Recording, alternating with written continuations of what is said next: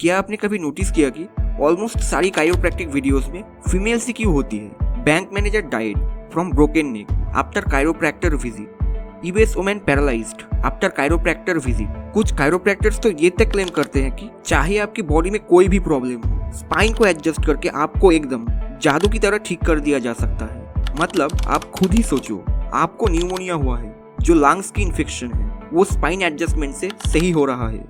आपको कोविड हुआ है, स्पाइन एडजस्टमेंट से वो भी सही हो रहा है। So hello guys, welcome to the Nexus and today let's explore dark truth of chiropractic videos. So, first of all, let's briefly understand what is chiropractic, who is chiropractor and how does it work। पिछले दिनों में आपने social media पे कई videos देखे होंगे जिसमें एक बंदा पेशेंट को लेटाता है, उसकी स्पाइन को चटकटाता है और फिर पेशेंट एकदम ठीक और खुश हो जाता है। इस ट्रीटमेंट को ही काइरोप्रैक्टिक कहते हैं। बेसिकली काइरोप्रैक्टिक एक हेल्थ केयर प्रोफेशन है जिसमें प्रोफेशनल्स पेशेंट्स की बोन्स, मसल्स और जॉइंट्स को मैनुअली एडजस्ट करके उन्हें ट्रीट करते हैं। जो प्रोफेशनल्स ये हेल्थ केयर ट्रीटमेंट परफॉर्म करते हैं उन्हें काइरोप्रैक्टर्स कहते हैं। कुछ काइरोप्रैक्टर्स तो ये तक क्लेम करता है कि चाहे आपकी बॉडी में कोई भी प्रॉब्लम हो, स्पाइन को एडजस्ट करके आपको एकदम जादू की तरह ठीक कर दिया जा सकता है। लेकिन मेडिकल प्रोफेशनल्स इस क्लेम से एग्री नहीं करते।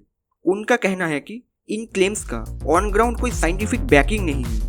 इसी वजह से काइरोप्रैक्टिक ट्रीटमेंट हमेशा से ही एक कंट्रोवर्शियल टॉपिक रहे हैं। काइरोप्रैक्टिक वीडियोस में मिलियंस में व्यूज रहते हैं। Ever thought why this videos are gaining millions of views?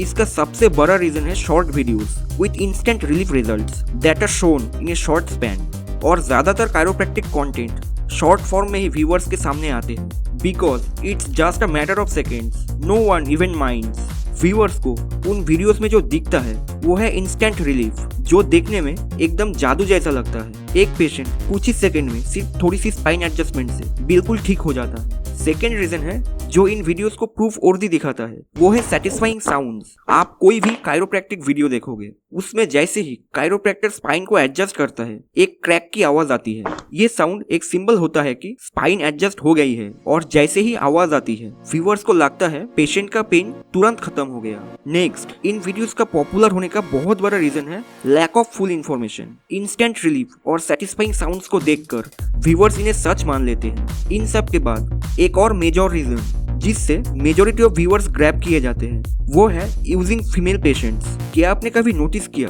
कि ऑलमोस्ट सारी काइरोप्रैक्टिक वीडियोस में फीमेल से क्यों होती है? वेल, इन वीडियोस में स्ट्रेटेजिकली फीमेल्स को कास्ट किया जाता है जिससे व्यूअर्स अट्रैक्ट और हुक हो जाए। कुछ वीडियोस तो फीमेल्स को ऑब्जेक्टिफाई करके कवर फोटोज और थंबनेल्स में यूज करते हैं जिससे जो भी वीडियो देखे उस पर क्लिक जरूर करे। काइरोप्रैक्टिक बिलीव्स ये कहते हैं कि एक पर्सन की ओवरऑल हेल्थ स्पाइन से डायरेक्टली कनेक्टेड होते हैं। अगर स्पाइन में कोई डिसऑर्डर आ जाए जिसे सबलक्सेशन कहते हैं तो इससे आपकी ओवरऑल हेल्थ खराब हो जाती है। इसके अलावा काइरोप्रैक्टिक में एक वाइटलिज्म का कॉन्सेप्ट भी चलता है। वाइटलिज्म बेसिकली एक ऐसा कॉन्सेप्ट है जिसमें काइरोप्रैक्टर्स कहते हैं कि ह्यूमन बॉडी में एक इनेट इंटेलिजेंस होती है। इसका मतलब ये है कि ह्यूमन बॉडी खुद से ही हील कर सकती है। और बिकॉज ये सारा इंटेलिजेंस ह्यूमन बॉडी में स्पाइन के थ्रू ही फ्लो होता है, तो इन काइरोप्रैक्टर्स का बिलीफ है कि अगर स्पाइन को एडजस्ट कर दिया जाए और फ्लो वापस नॉर्मलाइज हो जाए तो शरीर की कोई भी बीमारी ठीक हो सकती है। 18th सेंचुरी में इस वाइटलिज्म के कॉन्सेप्ट को सीडोसाइंस माना जाता था क्योंकि जितनी भी साइंटिफिक डिस्कवरीज मेडिकल फील्ड में हुई थी वो इस कॉन्सेप्ट के बिल्कुल अपोजिट थी।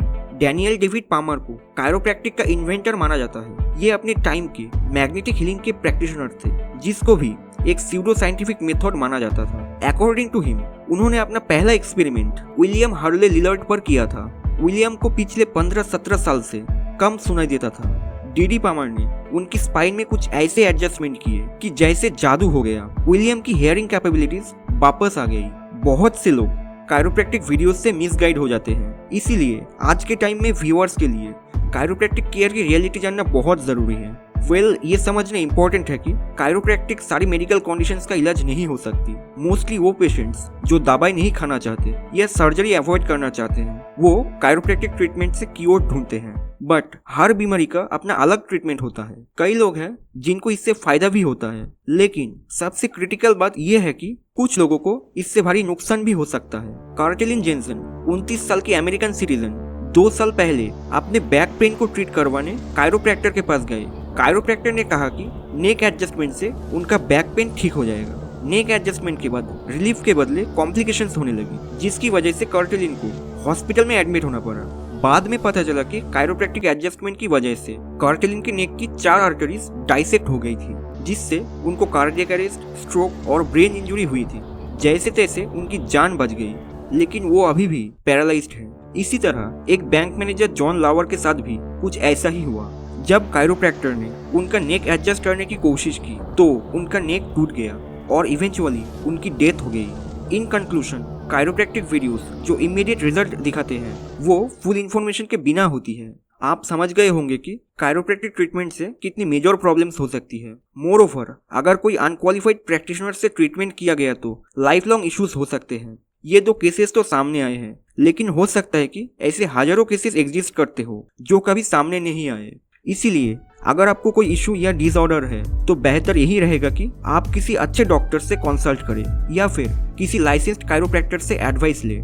Decide wisely and stay safe. So, this is the video on dark truth of chiropractic videos. I hope you enjoyed it. Please like, comment and share. See you in the next video.